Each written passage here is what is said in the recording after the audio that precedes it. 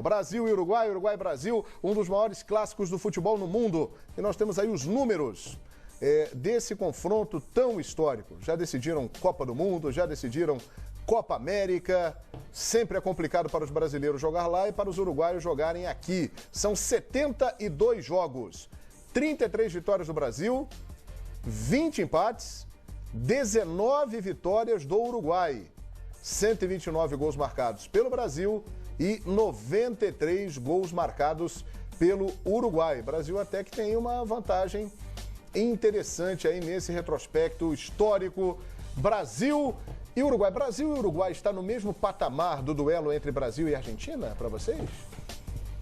Com certeza. Eu considero que sim. Assim como Uruguai e Argentina também é um grande duelo. Eu acho que são... Eles não se bicam, não. É espetacular, João.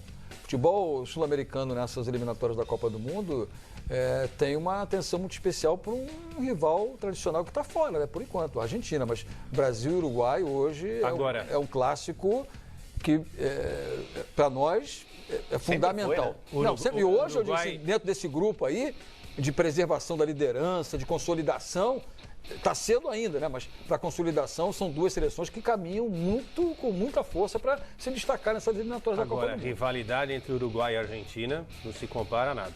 Brasil e Argentina tem uma comparação. Uruguai e Argentina é maior ali pela coisa. Se não puder pegar um facão e dar na cabeça. A rivalidade da prata. Ali tem muita coisa envolvida, questão territorial, briga lá do passado. Rio da Prata. Aí são histórias fora futebol. A final da Copa, né? A final da primeira Copa do Mundo simplesmente teve Uruguai e Argentina. E os uruguaios venceram. Venceram e os argentinos reclamam até hoje da condução da partida, tal. Bom, enfim, eu acho que essa rivalidade... 78 também reclamam da condução das... Olha, mas pra mim, pro Brasil, a rivalidade maior é com a Argentina. É com a Argentina. Sormani, em São Paulo, diga, Sormani. Olha, mas o Brasil e o Uruguai não passa nem perto de Brasil e Argentina. Não dá nem para colocar na mesma frase. Brasil e Argentina é o duelo, é a rivalidade. Está entre as maiores rivalidades do mundo. Assim como Inglaterra e Alemanha, Itália e Alemanha. Brasil e Uruguai, gente, isso aí é um capítulo dentro de um livro denso que conta a história de 1950 e nada mais. Nada. O Uruguai não faz cócega no futebol brasileiro. Olha o retrospecto. Que o Uruguai ganhou 2 Copas do Mundo. E isso já está lá num passado distante e ao passado pertence. Não incomoda mais ninguém. O que incomoda o Brasil é a Argentina. A Argentina produz craques que são comparados aos nossos grandes craques. Para muita gente, o Maradona é melhor que o Pelé. Para muita gente, o Di Stéfano foi o maior de todos. Para muita gente, o Messi é melhor que o Pelé. Que o Neymar jamais vai se equiparar a eles. Veja só, sempre se coloca Brasil e Argentina. Não existe Brasil e Uruguai. E, Quesada, com todo respeito, dizer para mim que o argentino está mais preocupado com o Uruguai do que com o brasileiro, ora, faça-me o favor, eu gosto muito de você, mas essa daí, eu não vou pagar o vinho da próxima... Peraí, agora você está sendo debochado. Eu estava concordando com você até você me citar aí. Não, eu não falei que que está mais preocupado ou menos. Mas a rivalidade Argentina e Uruguai, Sormani, eu não estou falando de passado, Quesada. Não estou falando de importância... político-social. Eu não estou falando de importância futebolística, mas eu estou com você. O Brasil e a Argentina é algo fenomenal. Eu gostaria muito de ter visto uma final entre Brasil e Argentina em Copa do Mundo.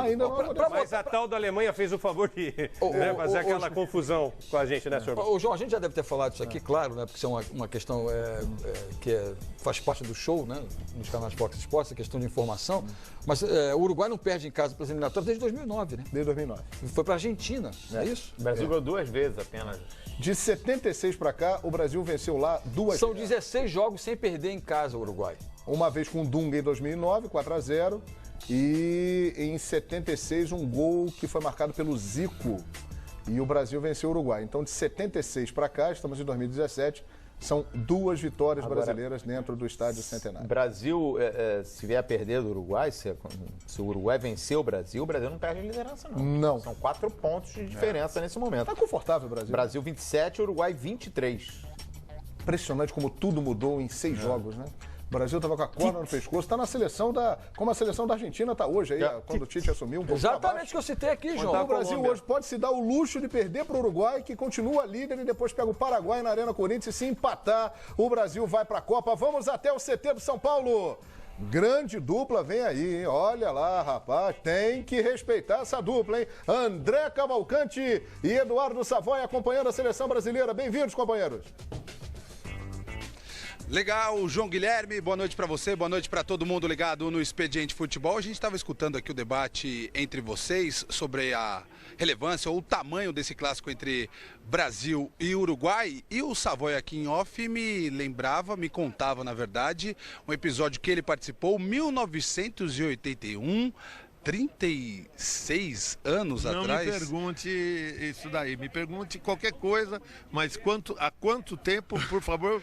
Faz tempo, de qualquer maneira. 1981. O que você presenciou em 1981 no Estádio Centenário, Savoia? Conte-nos. Era o Tele Santana, o técnico da seleção brasileira. Houve um mundialito, né? E o Brasil foi para a final justamente contra o Uruguai. O Brasil era o favorito, acabou perdendo o jogo. O estádio lotado. E naquela época, hoje acho que o negócio diminuiu bastante, naquela época a sensação de todo brasileiro, da imprensa, da mídia, era vingar 50, né? Isso acabou, não existe mais, ninguém mais lembra disso. Quer dizer, lembra, mas não coloca em primeiro plano. Então, eu acho que hoje a história continua cobrando a seleção brasileira 50, mas... essa seleção, hoje não se fala tanto disso, não, vingar 50, não existe mais, mas sempre foram jogos muito difíceis e o Uruguai, com times bons e com times nem tanto, sempre o Uruguai é um adversário difícil para a seleção brasileira e não vai ser diferente. Mas dá para se comparar com Brasil e Argentina, por exemplo? Eu acho que as duas seleções têm muita rivalidade com a seleção brasileira, mas o que eu entendi lá é que a rivalidade Uruguai e Argentina é muito maior do que a rivalidade com a seleção brasileira. Bom, vamos falar do dia da seleção brasileira, começando pelo final. Agora há pouco a gente mostrou ao vivo, inclusive dentro do Expediente Futebol, a entrevista coletiva do goleiro Alisson, que eu perguntei para ele, inclusive, sobre a confiança dele com o técnico Tite, se ele já se sente titular ou não. Ele disse que tem a confiança, assim, do treinador, mas sabe que a concorrência é dura, agora com o Everton e também com o Ederson. Disse também que essa questão dele não atuar todas as partidas pela Roma acaba dificultando um pouquinho ali ele ter uma sequência de jogos. Que análise que você faz, Eduardo Savoia, comentarista da Fox Sports, sobre essa posição de goleiro da seleção brasileira? Alisson seria o seu titular? Então, é o tal negócio. Ele é um jogador que tem potencial. O Brasil tem 3 grandes goleiros, né? Os goleiros que estão aqui. Ele é o homem de confiança do Tite. O goleiro é uma posição de confiança do treinador. Então o treinador tem que acreditar. Ele realmente é um cara muito polido, muito educado. Na hora de falar, ele falou até não citou nomes, mas citou que o Brasil tem grandes goleiros. Citou a situação dele, que não tem jogado na Roma. Isso atrapalha um pouco, mas ele está dando conta do recado e nem poderia ser diferente, né? Chegar, não, estou sentindo a falta, aí o Tite iria optar por um outro goleiro. Mas achei um sujeito muito equilibrado, muito educado, de bom senso. Aliás, essa seleção, ela marca pelo bom senso, né? Pela tranquilidade, pelo companheirismo. Achei uma entrevista muito legal. Eu acho que ele tem que jogar mesmo, porque ele tem sido um homem de confiança. O Ederson, acho que vive o melhor momento, né, entre os 3. Mas isso não quer dizer que o Alisson não possa fazer um grande trabalho, mesmo precisando de mais ritmo, mais jogo pela Roma. Savoia, atividade do dia, comandada pelo técnico Tite, pela primeira vez nessa preparação para o jogo de quinta-feira contra o Uruguai. O Tite teve os 23 convocados à disposição, ontem só teve 14. Lembro que a gente até esperava que ele não esboçasse uma equipe titular, de repente ele montou ali o chamado treino fantasma, já temos uma equipe titular. A novidade ali, se é que a gente pode chamar assim, que a gente já até previa isso, Firmino no lugar do Gabriel Jesus. te agrada? Não. É uma sequência lógica do pensamento do Tite, né? Ele é um cara coerente, então ele já estava dando todas as dicas de que, pelo histórico do Tite na seleção brasileira e no próprio Corinthians, que o Roberto Firmino seria o escalado. Treinou posicionamento, né? Rememorização de postura, treinou bola de segurança na saída, se tiver uma marcação-pressão no campo brasileiro, ele tem como sair, treinou isso, recua para um zagueiro, abre pela direita com Daniel Alves, ou pela esquerda, se a jogada for do outro lado, com o Marcelo. Ele treinou diagonais, partindo do meio de campo, com o Neymar pela esquerda e com o Felipe Coutinho pela direita. E toda vez em que a jogada é feita pela diagonal, os dois homens de centro avançam numa velocidade impressionante para a área, e o jogador do outro lado, né, se for do Neymar pela esquerda, é o Coutinho pela direita, se for com o Coutinho pela direita, é o Neymar que afunila. Então treinou isso durante 30, 40 minutos. É o que a seleção normalmente costuma fazer, né? Treinou a saída de bola, toque lateral, toque vertical, treinou as diagonais. Foi um ensaio de tudo isso que a seleção costuma fazer. Eu acho que o Tite sai daqui satisfeito. Com o Tite no comando da seleção brasileira em jogos válidos pelas eliminatórias, são 6 jogos, 6 vitórias, 17 gols marcados, apenas 1 gol sofrido. Só que dessa vez não teremos Gabriel Jesus lesionado, Firmino vai no comando do ataque e a responsabilidade volta a cair muito pesada sobre o Neymar. A gente pode voltar a ter que falar sobre Neymar dependência? Não acredito nisso. Acho que com o Tite é o conjunto que vale. O Neymar vai ter sua responsabilidade, como os outros também terão. Porque é até errado, porque se você jogar tudo em cima do Neymar, se o adversário marcar o Neymar, a seleção está vendida. Então não é isso. Acho que o Tite prioriza o coletivo, os jogadores entenderam esse tipo de coisa. Claro que a responsabilidade do Neymar sempre vai ser grande, mas também seria grande se tivesse o Gabriel Jesus. Outra coisa que ele ensaiou bastante, que a gente pode falar aqui, são as jogadas de bola parada. Aí a mídia não pôde gravar, mas ele ensaiou jogadas ensaiadas defensivas, ofensivas, com bola quebrada no tiro de canto. Fez bastante coisa interessante. No jogo nem sempre isso dá certo, mas tem que treinar, tem que se aprimorar o posicionamento, chutes de fora da área também no escanteio, né? Jogadas que o toque curto.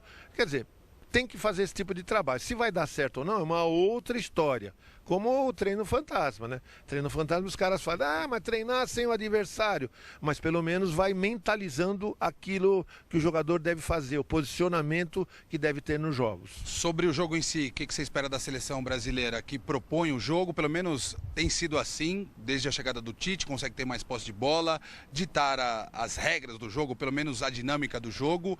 Agora pegando o Uruguai em casa, com pressão do seu torcedor, pode se ver numa situação diferente? O Brasil pode ficar acuado em determinados momentos da partida? Olha, André, eu acho que o time, como a seleção brasileira, não pode deixar o adversário imaginar que pode vencer o Brasil.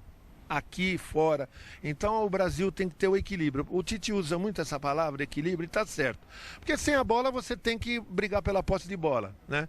E com a bola você tem que agredir o adversário, porque o Brasil tem grandes jogadores.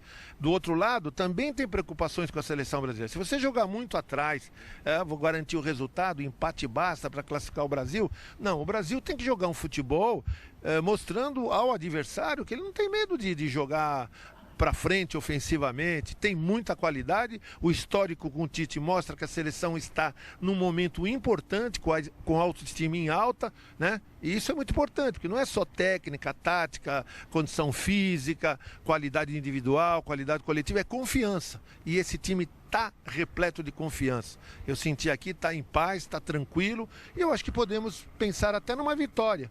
E tomar cuidado com o Godinho, hein? Cabeceia muito bem. Ia te perguntar justamente sobre isso, para encerrar nosso bate-papo aqui. Tá otimista? Acha que o Brasil consegue voltar de lá com uma vitória? De repente o empate já teria esse saborzinho especial? O que você... Eu acho que o Brasil vai conseguir classificar. Claro que é um jogo muito difícil, às vezes pode se tornar até um jogo tenso, Mas o Brasil não tem que se preocupar com isso. O Brasil tem que se preocupar em jogar futebol, coisa que o Brasil sabe fazer. Se jogar futebol, eu acho que volta com um bom resultado. Não sei se o empate ou a vitória. Eu acho que o Brasil... Vamos arriscar um palpite aqui? Vai lá. 2-1 Brasil. Tá bom, tá ótimo. Esse José Eduardo Savoia, comentarista Fox Sports, João Guilherme, amigos do Expediente Futebol. Brasil, se nada ocorrer de maneira surpreendente no último treino que será realizado amanhã no Estádio Centenário, Brasil vai a campo com Alisson no gol, Daniel Alves na lateral direita, Marquinhos e Miranda os dois zagueiros, com Marcelo na lateral esquerda. Lembrando que o Tite joga no 4-1-4-1. Esse primeiro é o volante que fica à frente da defesa e é o Casimiro. Na segunda linha de 4 jogadores, da direita para a esquerda, com Felipe Coutinho, Paulinho, Renato Augusto e pela esquerda o Neymar. E na frente, Roberto Firmino, que terá essa missão de suprir a ausência do Gabriel Jesus lesionado, João Guilherme. Tá legal, muito obrigado, Savoia e André, pela análise. Eles que acompanharam lá o treinamento da seleção brasileira. Time definido, aliás, uma bela escalação.